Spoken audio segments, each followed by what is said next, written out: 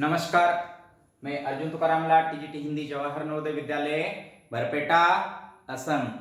तो आज आप सभी का हार्दिक स्वागत करता हूं और इस मेरे पाठ की शुरुआत कर देता हूं। बच्चों, आज जो हम पाठ पढ़ेंगे वो ग्रामर से संबंधित है, व्याकरण से संबंधित है, क्योंकि बहुत महत्वपूर्ण भी है। जैसे हम शब्द के भेद हम बता देते हैं, तो हम बोलते हैं कि शब्द के भेद 8 है, तो मुख्य भेद 2 है, तो विकारी शब्द, अविकारी शब्द।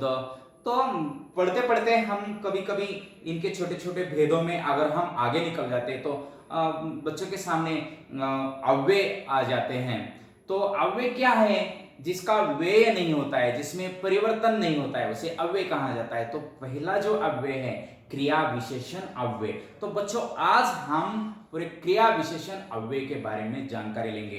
तो क्रिया विशेषण किसे कहते हैं, क्रिया विशेषण के उदाहरण, क्रिया विशेषण की रचना आदि के बारे में जानकारी आज की इस तासिका में हम लेने वाले हैं।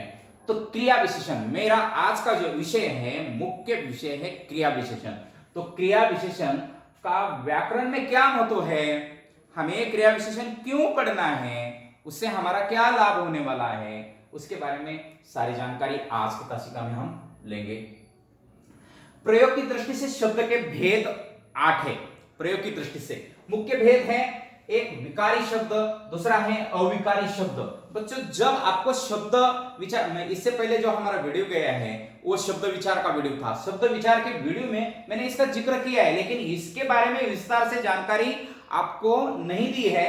लेकिन इससे पहले मैंने संज्ञा, सर्वनाम, विशेषण, क्रिया आदि के बारे में वीडियो दिए हैं, आदि के बारे में मैंने पढ़ाया है। संज्ञा किसे कहते हैं, संज्ञा का वीडियो स्पेशली दिया है, सर्वनाम का दिया है, विशेषण दिया है, क्रिया विशेषण दिया है, लेकिन हमने इसके बारे में मात्र वीडियो आपके पास दिया नहीं है। तो बचा कौन सा है? ये है। अब देखिए, विकारी शब्द, अविकारी शब्द। तो आज हम विकारी शब्द में से ये क्रिया विशेषण, संबंध बोधक, विस्मयादि बोधक, समुच्चय बोधक, ये 4 पढ़ने वाले।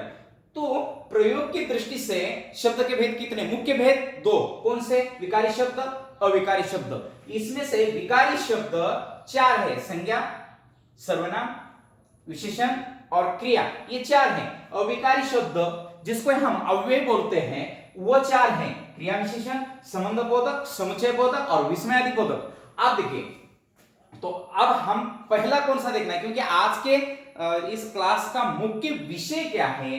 तो मुख्य विषय ये है कि क्रिया विशेषण। आज हम सिर्फ इसके बारे में जानकारी लेने वाले हैं। तो क्रिया विशेषण की जानकारी आज की तासिका में लेंगे। तो बच्चों, इससे पहले और भी आगे जाऊंगा, क्योंकि मैंने विकारी शब्द, अविकारी शब्द की बात की, तो मुझे विकारी शब्द किसे कहते हैं, अविकारी शब्द किसे कहते हैं, ये भी आपको बताना आवश्यक है। क्योंकि जब इसका जिक्र अगर मैं क्रिया विशेषण पढ़ाते समय आ जाएगा तो आप कहेंगे कि सर ये विकारी अविकारी क्या है। तो विकारी शब्द जो पहले 4 शब्द के भेद थे, संज्ञा, सर्वनाम, क्रिया विशेषण, ये जो भेद थे उनको विकारी शब्द कहते हैं। तो विकारी शब्द किसे कहते हैं, इसकी परिभाषा में यहां दी है। जिन शब्दों में, ध्यान रखें, जिन शब्दों में वचन, कारक, काल आदि के अनुसार विकार मतलब परिवर्तन, बदल है कि नहीं होता है, वे शब्द विकारी शब्द कहलाते हैं या होते हैं। आप लिख सकते हैं। पर ये विकारी शब्द कौन कौन से? फिर ये 4 है, एक संज्ञा शब्द, सर्वनाम शब्द, विशेषण शब्द और क्रिया शब्द। इसमें लिंग, वचन, कारक, विभक्ति, पुरुष आदि के अनुसार परिवर्तन होता है, इसीलिए ये विकारी। जैसे लड़का, लड़कों ने, लड़कों के लिए परिवर्तन है, इनके विभक्ति मैं बोल रहा हूं कि किसके कारण? लिंग के कारण, वचन के कारण, कारक के कारण, काल के कारण, पुरुष के कारण आदि के कारण परिवर्तन होता है, तो ये विकारी शब्द। विकारी शब्द 4, संज्ञा, सर्वनाम, विशेषण, क्रिया। आप देखें, अविकारी शब्द कौन से? फिर या अविकारी शब्द किसे कहते हैं, इसकी परिभाषा अभी हम देखेंगे। जिन शब्दों में लिंग, वचन, कारक, विभक्ति, पुरुष आदि के अनुसार वही है, वहां परिवर्तन होता था, यहां परिवर्तन होता नहीं है, बस इतना ही है। जिन शब्दों में लिंग, वचन, कारक, काल आदि के अनुसार विकार परिवर्तन नहीं होता है। अब देखिए, मैं पहले बोला था होता है, अब नहीं होता है, वे शब्द विकारी शब्द कहलाते हैं या होते हैं। अब कौन कौन से हैं ये विकारी शब्द? फिर अविकारी शब्द, सॉरी, वे शब्द अविकारी शब्द कहलाते हैं। तो कौन कौन से हैं? क्रिया विशेषण, जल्दी जल्दी, संबंध बोधक, भीतर पीछे, समुचय बोधक और परंतु, विस्मयादि बोधक, आह छी वाह, अंबर, अरे कितना गंदा है, मतलब ये चार कौन हो गए?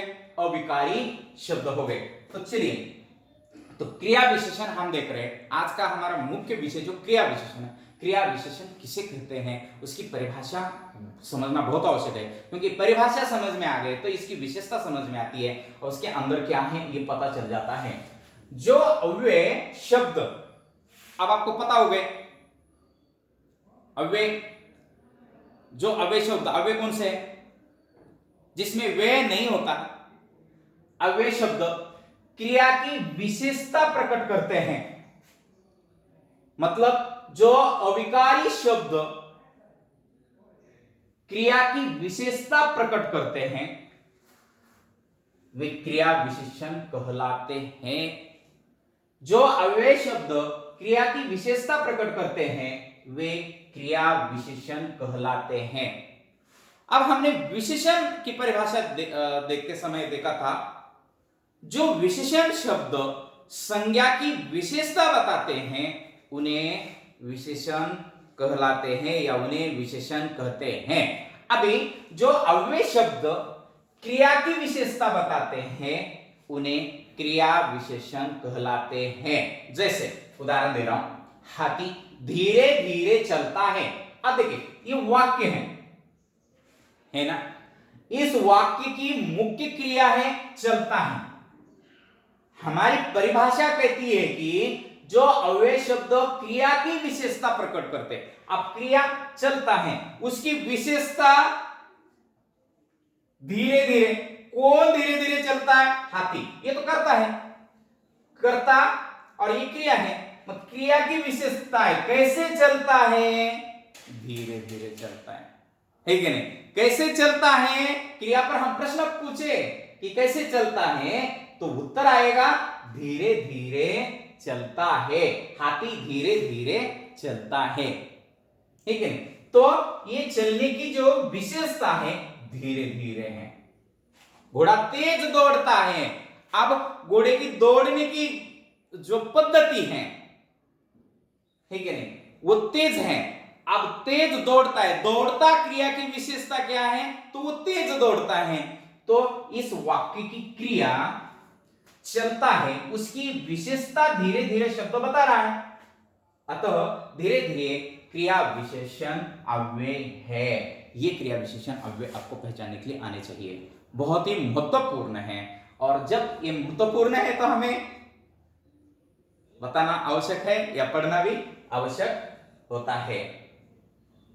अब देखिए क्रिया विशेषण के भेद, इनका भी परिवार है बड़ा वाला, इनका परिवार में 4 लोग हैं। देखिए पहला क्रिया विशेषण के जो भेद है उसमें से पहला है कालवाचक क्रिया विशेषण अव्यय, स्थानवाचक क्रिया विशेषण अव्यय, रीतिवाचक क्रिया विशेषण अव्यय और परिमाणवाचक क्रिया विशेषण अव्यय।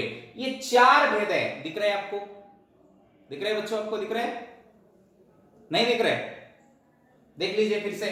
कालवाचक क्रिया विशेषण, स्थानवाचक क्रिया विशेषण, रीतिवाचक क्रिया विशेषण और परिमाणवाचक क्रिया विशेषण। अब एक एक करके इसके बारे में जानकारी लेंगे।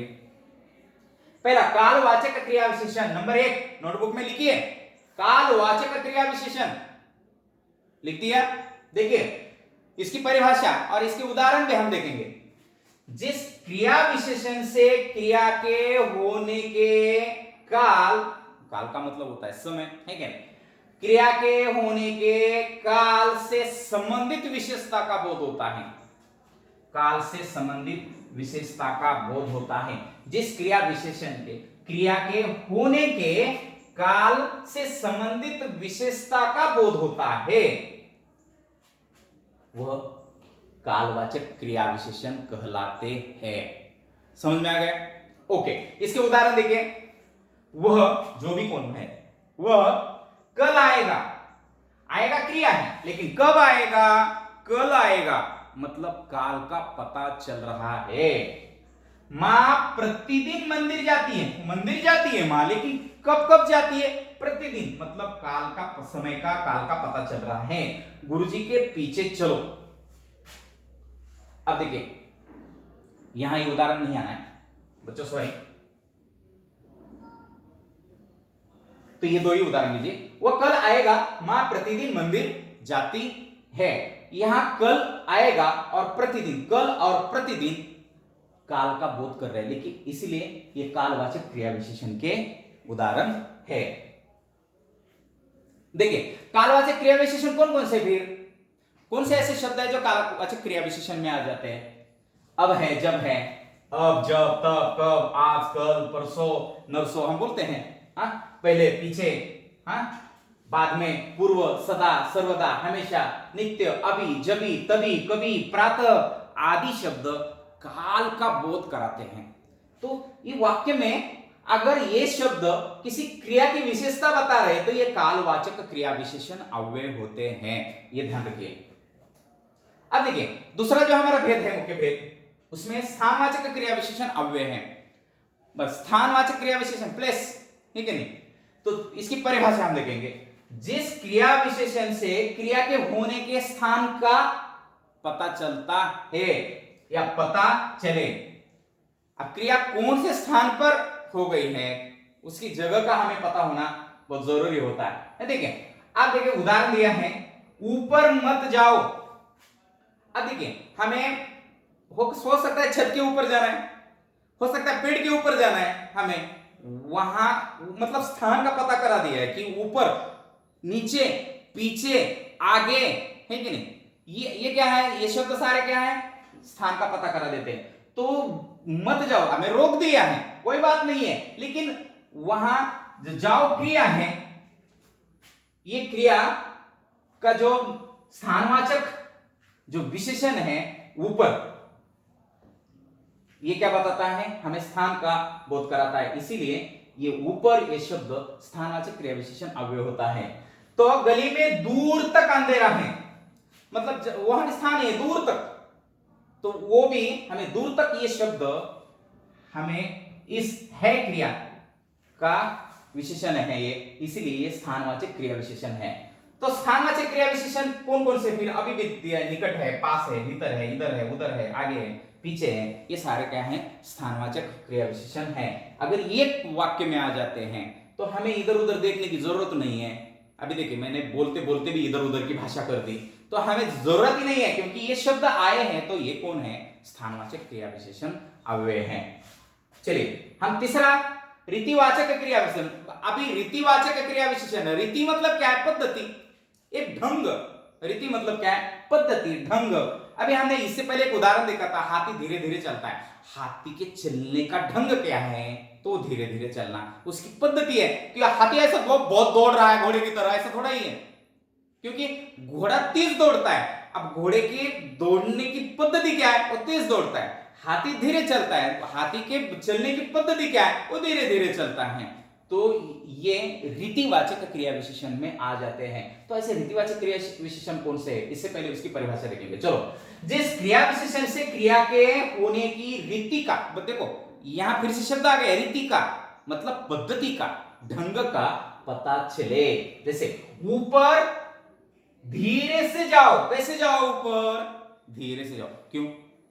हम फास्ट जाएंगे, टांग तोड़ के लेंगे और क्या करेंगे फिर, ठीक है नहीं? अगर हम फास्ट चलें, धीरे से चल, पेड़ के ऊपर अगर चढ़ रहे हैं तो हम बोलते हैं धीरे धीरे बेटा, लाए लाए, ओके, झटपट तैयार हो जाओ। आप देखिए, कभी कभी हम बाहर जाते हैं तो हमारे पापा हमें ऑर्डर देते हैं, देखिए अगर आपको बाहर बाजार में घूमने के लिए जाना है तो झटपट तैयार हो जाओ, क्योंकि पापा तैयारी होते हैं, हम घर में होते हैं, इसलिए हमें तैयारी करने के लिए एक 5-10 मिनट का समय लगता है। लेकिन तैयार कैसे हो जाओ? तो झटपट तैयार हो जाओ। झटपट इस शब्द देखिए उसकी विशेषता बता रहा है। हिरन तेज दौड़ता है। अभी तेज ये दौड़ना क्रिया है, और वो हिरन की जो दौड़ने की पद्धति है वो क्या है? तेज है।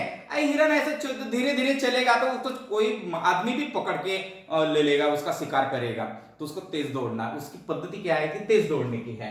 तो अनायास सहज हंसते हंसते चलकर आदि जो शब्द हैं वो रीतिवाचक क्रिया विशेषण अव्यय में आते। बच्चों बहुत आसान है, अगर हम देखेंगे समझेंगे तो आसान है, अगर हम इधर उधर देखेंगे तो आसान भी नहीं है। तो ये रीतिवाचक क्रिया विशेषण। और चौथा जो हमारा भेद है वो है परिमाणवाचक क्रिया विशेषण अव्यय। अब देखिए इसकी परिभाषा भी हम देखेंगे कैसे। जिस क्रिया विशेषण से क्रिया के परिमाण, अभी परिणाम और परिमाण बहुत बार हमें कंफ्यूजन हो जाता है कि बच्चे कभी कभी परिणाम इफेक्ट है कि नहीं, और परिमाण मापतोल, ये देखिए हम तरज तरज बोलते हैं ना, दुकानदार के पास जाते हैं। आजकल क्या है सारे इलेक्ट्रिक नापतोल मतलब तराजू भी आ गए हैं। पहले हाथ में, आज भी बाजार में जाते हैं ना हम, आलू प्याज खरीद लेते हैं तो वहां होता है तराजू हो जाता है। अब देखिए नाप तोल का पता चले, अब देखिए परिमाण नाप तोल का पता चले, पर नाप तोल के साधन कौन कौन से, फिर तराजू है, केजी, लीटर, लीटर वाला भी आता है। पहले ऑयल लीटर में, आप आजकल क्या हो गया है कि पॉकेट में केजी दे दो बोलते हैं हम, दूध में हम 1 केजी दे दो बोलते हैं। हमारा जब दूध वाला आता है तो बोलते हैं सर कितना केजी लेना है दूध, हम अवाक हो जाते हैं कि अरे दूध केजी में बांटा, मतलब केजी में किया ये उसका नाप किया जाता है क्या, नहीं लीटर में किया जाता है। और जो भी द्रव्य पदार्थ है उसको लीटर में, जैसे पेट्रोल, अभी हम पेट्रोल पंप पर जाएंगे और बोलेंगे 1 केजी पेट्रोल दे दो, वो बोलेगा 1 केजी वाला नहीं है, हमारे पास 1 लीटर पेट्रोल है। सीधा आपको बोलेगा कि हमारा केजी में नहीं होता है, लीटर में होता है। ये द्रव्य पदार्थ है, जैसे तेल है, पानी है। हम कभी कभी बोलते हैं ये पानी की टंकी कितने लीटर की है, कभी बोलते हैं क्या कितने केजी की है, तो केजी का हिसाब आ जाएगा तो सिर्फ खाली टंकी का ही माप करना पड़ेगा। लेकिन अंदर का पानी कितना केजी ये कभी नहीं बोलते हम, अंदर का पानी कितना लीटर है ये हम बोलते हैं। तो नापतोल का पता चले, देखिए परिभाषा फिर से दोहरा रहा हूं कि जिस क्रिया विशेषण से क्रिया के परिमाण नापतोल का पता चले उसे परिमाणवाचक क्रिया विशेषण अव्यय कहते हैं। समझ में आ गया? नहीं आया तो फिर से दोहराओ और फिर से आप इसको पढ़ते रहो। जैसे वह कम बोलता है, बोलता तो है, बोलने क्रिया है, लेकिन किसे बोलता है? कम बोलता है। और कोई ज्यादा बोलता है, देखिए उसकी मात्रा का पता चल रहा है, कम ज्यादा मात्रा का पता चल रहा है। अभी सोहम बहुत बोलता है, सोहम तो मेरे बेटे का नाम है, वो बहुत बोलता रहता है। तो देखिए बहुत मतलब ये ज्यादा है कि नहीं? अभी यहां कम है, ये ज्यादा है, चावल ज्यादा ही दे दो, इतना, जितना, कितना, कम, ज्यादा, अधिक, थोड़ा, केवल, ये क्या है? नापतोल के ही शब्द हैं। तो ये जब आ जाते हैं तो परिमाणवाचक क्रिया विशेषण होते हैं। देखिए आगे हम जाएंगे कि क्रिया विशेषण की रचना करनी है बच्चों, ये सबसे महत्वपूर्ण है। बहुत सारे वीडियो मैंने देखे, या आपको YouTube में बहुत सारे वीडियो देखने के लिए मिलेंगे, लेकिन ये भाग आपको नहीं मिलेगा, क्योंकि उन्होंने क्या कर दिया, जल्दी से जल्दी वीडियो बनाए, क्रिया विशेषण की परिभाषा, उसके उदाहरण और वीडियो समाप्त। लेकिन हम ऐसा नहीं कर रहे, क्योंकि हमें पढ़ना है, हमें कहां पॉपुलर होना है यूट्यूब चैनल में, बिल्कुल नहीं है। हमें क्या करना है, उसकी रचना कैसे होती है ये देखना है, तभी हम समझ में आ जाएगा कि क्रिया विशेषण होते कैसे, उनकी रचना कैसी होती है, उनको बनाना कैसे क्रिया विशेषण को। तो ये दूर, अचानक, फिर, नहीं, यहां, वहां, अब, यो आदि क्रिया विशेषण किसी दूसरे शब्दों में प्रत्यय लगाने से नहीं बने हैं, ये मूल क्रिया विशेषण कहलाते हैं। किसी दूसरे शब्दों में प्रत्यय लगाने से जो नहीं बनते, मतलब क्रिया विशेषण नहीं बनते, वो मूल विशेषण कहलाते हैं, मूल क्रिया विशेषण कहलाते हैं। तो देखिए शायद, ये कौन कौन से फिर? शायद है, थोड़ा है, अधिक है, इसमें किसी शब्दों में प्रत्यय उपसर्ग लगाकर बने नहीं है, याद रखना। ये अचानक है, पुनः है। पर बहुत से क्रिया विशेषण ऐसे भी है जो दूसरे शब्दों में प्रत्यय लगाने से बनते हैं। इन्हें यौगिक क्रिया विशेषण कहा जाता है। उन्हें क्या कहा जाता है? यौगिक, मतलब मेल से, योग जुड़ना, मेल से क्रिया विशेषण कहा जाता है। ये निम्न शब्दों से बनते हैं। कौन कौन से शब्दों से बनते हैं आगे हम देखेंगे। चलो अब ये कहा कैसे बनते हैं? संज्ञा शब्द से बनते हैं। नंबर 1 संज्ञा से, प्रेम पूर्वक, कुशलता पूर्वक, दिन भर, रात तक। देखिए ये संज्ञा शब्द से बने। सर्वनाम शब्द से बनते हैं, यहां, वहीं, अब, कब, जिसमें, जिस पर, सर्वत्र, ये सर्वनाम शब्द से बने। विशेषण से कौन से बने? धीरे, चुपके, इतने में, ऐसे, वैसे, कैसे, पहले, दूसरे, ये विशेषण शब्द से बने। अब देखिए, अब क्रिया से कौन से बने? चलते चलते, चलते चलते, आपको पता है, आगे का मत बोलिए, नहीं तो आप गाना बोलेंगे, है कि नहीं? मुझे पता है। वो उठते बैठते, खाते पीते, हम बोलते खाते पीते, बस सोता रहता है, चलो सोते जागते। थोड़ा मजाक भी करना है, कोई बात नहीं है। तो देखिए, शब्द की द्विरुक्ति से भी हाथों हाथ, अरे हाथों हाथ लेके आना, ऐसा बोल देते हैं हम। घर घर, अरे घर घर की कहानी है। हाँ, कभी कभी, आगे हम देखेंगे कैसे। इतना देखिए, विपरीतार्थक शब्दों के मेल से भी ये क्रिया विशेषण बनते हैं। देखिए रचना कैसे होती है, कहां कहां से कैसे कैसे रचना होती है। रात दिन, देश विदेश, द्विरुक्ति शब्दों से साफ साफ, फट फटाफट, धड़ाधड़। क्रिया विशेषण से कहीं निचय अर्थ में, कहीं अनिचय अर्थ में ई या ही लगाकर एक ही क्रिया विशेषण बन जाता है। जैसे अब शब्द है ना, उसके आगे ही लगाने से अभी, देखिए उसको अभी नहीं बोला है, लेकिन हम बोलते समय कभी कभी अभी आया, अभी, अभी बोलते ही नहीं, भी शब्द का प्रयोग नहीं करते, अभी आया, है कि नहीं? तो हम बोलते समय उसका शॉर्ट फॉर्म प्रयोग करते हैं, लेकिन ये अभी ही लगाने से यहां तो यहां का कैसे बना दिया हमने? यही। कब, कब का कब, ही, कभी, कहां की, कहीं, आदि शब्द हम बना देते हैं। उसके बाद हम देखते हैं कि क्रिया विशेषण की रचना में बिना प्रत्यय के भी कभी कभी संज्ञा, सर्वनाम, विशेषण की आदि की बिना किसी प्रत्यय के क्रिया विशेषण के रूप में भी प्रयुक्त होते हैं, ये भी ध्यान रखिए। जैसे संज्ञा, सर चढ़ेगा, खाक बताओगे, आपसे कभी कभी बता देते हैं हम संज्ञा से, अरे सर चढ़ेगा क्या, खाक बताओगे, क्या बताएंगे आप? सर्वनाम से ये क्या हुआ, क्या क्या किया। विशेषण अच्छा हुआ, अच्छा चलता है। पूर्वकालिक क्रिया से सुनकर चला गया, आगे हम देखेंगे। तो कुछ क्रिया विशेषण के साथ को, से, के, की, पर आदि विभक्तियां भी लगती हैं, तभी ये अव्ययी कहलाते हैं। जैसे कि कहां से आ रहे हो, कब का बांट जो रहा हूं, और आगे को ऐसा मत करना, आदि उदाहरण इसके बनते हैं। अब जैसे 11वां है, क्रिया विशेषण की रचनाओं में दो क्रिया विशेषण के मेल से भी क्रिया विशेषण की रचना होती है। कैसे? यहां तक, कब तक, न, नहीं, मत का प्रयोग भी यहां किया जाता है। न का प्रयोग निषेध मात्र में होता है। ये देखिए, ये न, नहीं, मत, इनका प्रयोग हम अलग से भी करते हैं ग्रामर में। तो न का प्रयोग हम कहां करते हैं? न का प्रयोग निषेध मात्र में, निगेटिव वाक्यों में हम ज्यादा करते हैं। न निषेध मात्र में होता है। जैसे वह आज न जा सकेगा, न, देखिए मतलब ये वाक्य कैसे हो गया? निगेटिव हो गया। नीचे देखिए, नीचे के अर्थ में न का प्रयोग प्रश्नार्थक भी होता है। बताओ ना, जाओगे या न जाओगे, है कि नहीं? कभी कभी ऐसा हम बोलते, तुम जाओगे ना, मतलब ये प्रश्नार्थक रूप में भी होता है। दो क्रिया विशेषणों के बीच में न जोड़ने से अनिश्चय प्रकट होता है। जैसे कभी ना कभी, कभी ना कभी, कहीं ना कहीं, ऐसा हम बोलते, अरे कभी ना कभी तो आएगा ही ना, कभी ना कभी तो मिलेगा ही ना, ठीक है?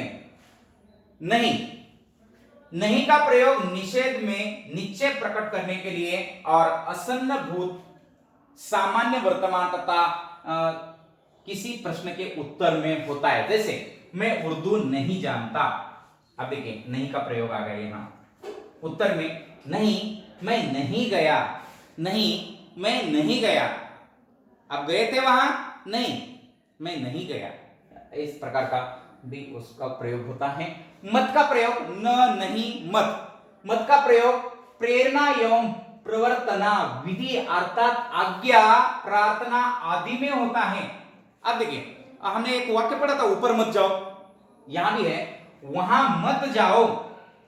देखिए, ऐसा मत करो, बोलो मत, जगह जगह पर मत थूको, क्योंकि इससे बीमारी फैलती है। अब देखिए, इस प्रकार न, नहीं, मत का प्रयोग किया जाता है।